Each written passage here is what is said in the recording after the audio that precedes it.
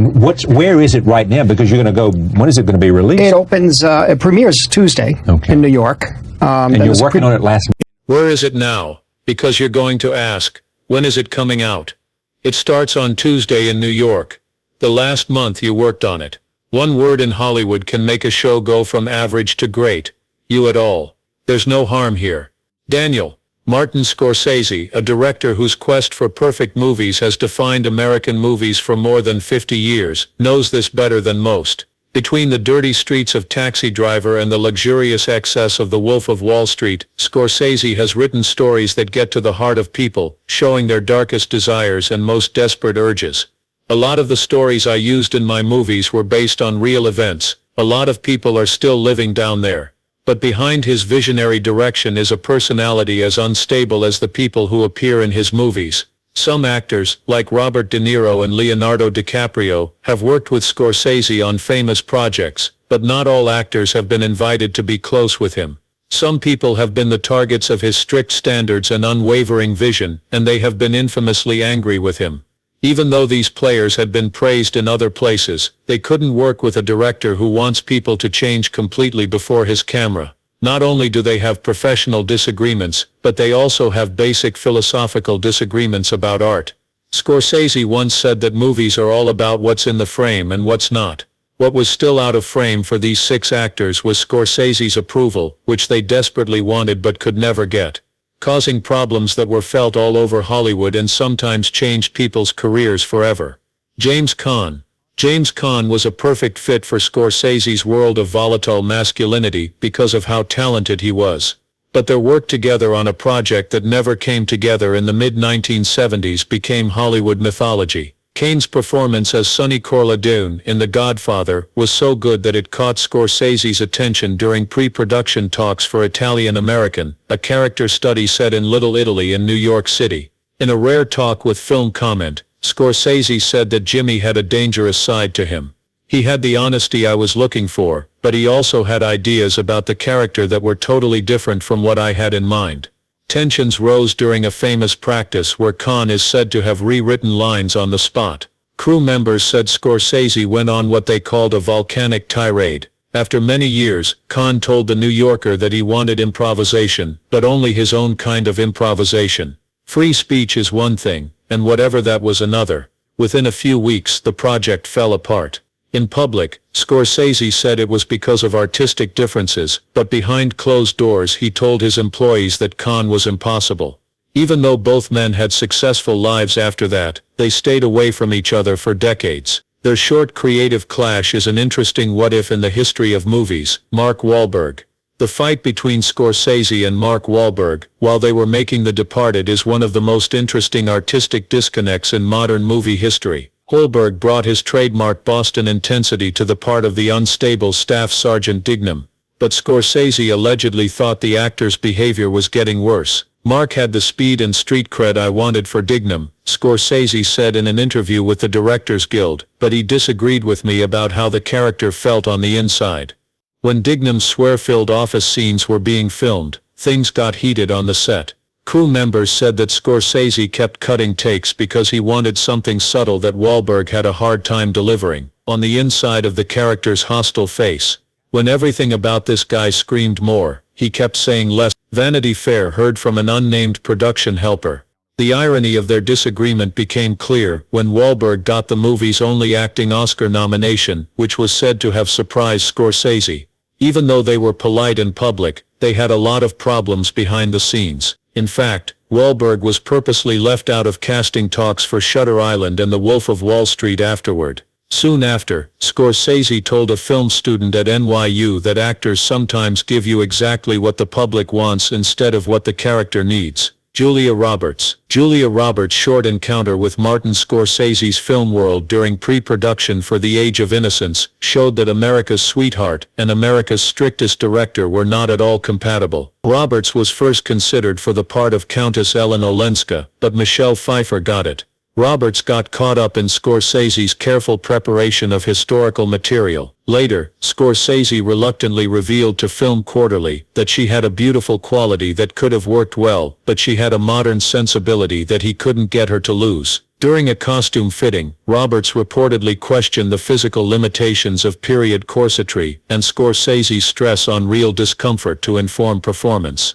This is what allegedly broke the relationship. He told me I couldn't breathe right in order to understand the character. After that, Roberts made a reference in a chat with The Hollywood Reporter, but he didn't name Scorsese by name. That's what I think you'd call them. Roberts dropped out of the running after a particularly tense meeting about the character's cultural background. People in the business talked about the event as an example of how Scorsese's rigid view of history clashed with the star's more intuitive approach. Scorsese told the New York Times, "In period pieces, I need actors who can disappear into another time, not ones that make other times seem like our own." Ryan O'Neal was known for being very charming on screen, which made his terrible test for Raging Bull even more shocking to the few people who were in Scorsese's New York office in 1978. Before Robert De Niro was officially cast as Jake LaMotta, O'Neal, who was fresh off of roles in Barry Lyndon and Paper Moon, was briefly considered for the role of the bad guy boxer.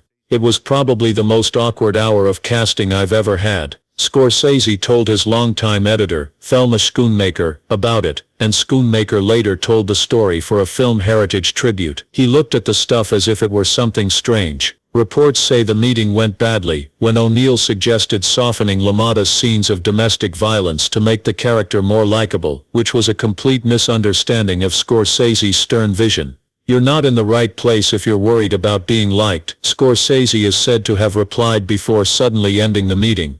Even though O'Neal never confirmed the event directly, he made vague references to it in his autobiography, writing that Winona Ryder's clash with Martin Scorsese's strict direction in 1993's The Age of Innocence is still one of the most carefully hidden but revealing conflicts in the director's career. Ryder had a hard time deciding between Scorsese's idea for the role of Maid Welland, the society bride who seems innocent but is actually very determined. "Her strong will is what drives the story." Scorsese said in a film comment retrospective that Winona had a glow that worked great on camera, but she fought me on May's internal calculation, on the character knowing what she was doing to Newland and the Countess. The tension rose during filming of the important engagement scene at van der Luden's house. Scorsese is said to have stopped the filming for almost 6 hours, because he wanted the writer to play a certain kind of innocent manipulation that she found hard to do. Dante Ferretti, the production designer, later remembered that Martin would speak to her for 20 to 30 minutes in between takes.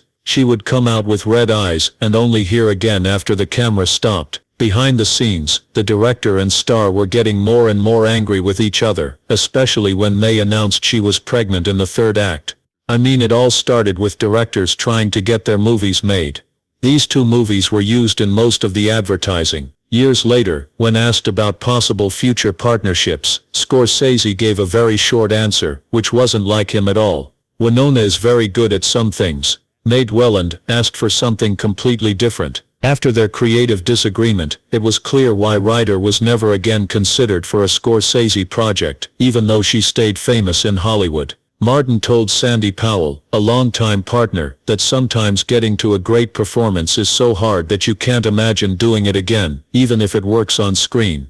"If you're Jim Carrey, you almost got hit by Martin." Scorsese's filmography is one of the most interesting examples of how different types of art can work together in Hollywood. An accident that happened between improvised genius and careful director vision that was never made it past pre-production. In 1999, Carrey wrote the hit movies The Truman Show and Man on the Moon. He was also briefly connected to Scorsese's long-awaited Howard Hughes biopic, which would become The Aviator. At first the project was meant to be a deeper psychological study of Hughes's decline. It interested Scorsese because it would give Carrey a chance to show off her untapped dramatic potential.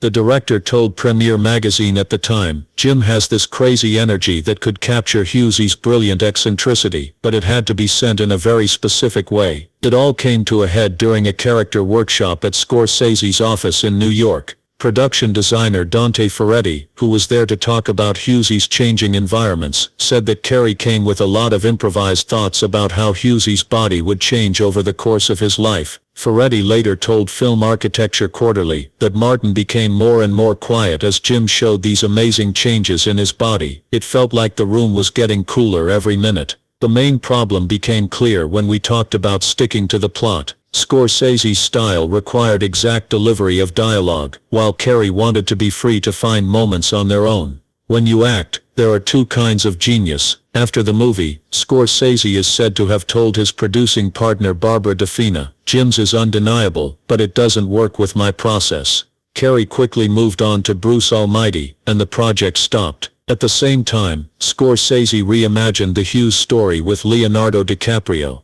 Years later, when asked about stars he wished he had worked with, Scorsese told a film studies masterclass at NYU something very interesting. "Some actors are so unique as artists that they make their own worlds. My movies need people who can really live in them." The unfinished project shows how sensitive the relationship is between the director and the actor. What happens when creative methods are fundamentally different? Even people with amazing skills can fail. Cary said in a 2015 interview that theoretically, a door that stays closed is sometimes the best gift.